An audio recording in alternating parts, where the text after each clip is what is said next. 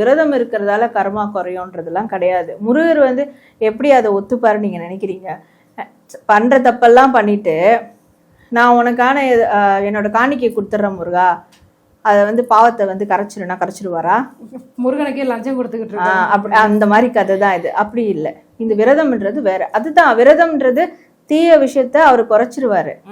ஏன் நீ நிறைய கெட்டது பண்ணிட்டு இருக்க, உனக்கு ஒரு ஆசை இருக்குல்ல, அந்த ஆசை நிறைவேறணும், நீ என்கிட்ட வா அப்படின்னு ஏதோ ஒரு சூட்சம் பண்ணி இழுப்பாரு. அப்ப விரதம் இருப்பாங்க. ஆசை நடக்குதோ இல்லையோ, நியாயமான ஆசையை தான் கண்டிப்பா நடத்துவாரு. இது ஆசை நடக்குதோ இல்லையோ அவங்களுக்குள்ள கெட்டதை விலக்கி விட்டுருவாரு.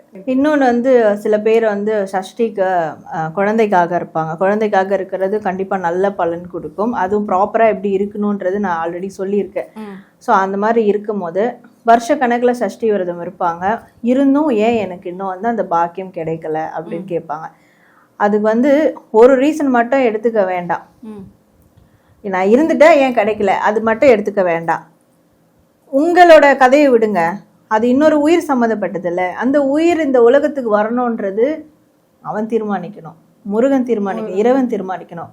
அந்த உயிர் இந்த டைம்ல தான் வரணும்னு இருக்கு. அதுக்கு முன்னாடி நீங்க என்ன ப்ராசஸ் பண்ணாலும் அந்த உயிர் எப்போ வருமோ அப்பதான் வரும். ஸோ அந்த நம்பிக்கை உங்களுக்கு இருக்குன்னா அது நிச்சயமா குழந்தை பேர் கிடைக்கும்.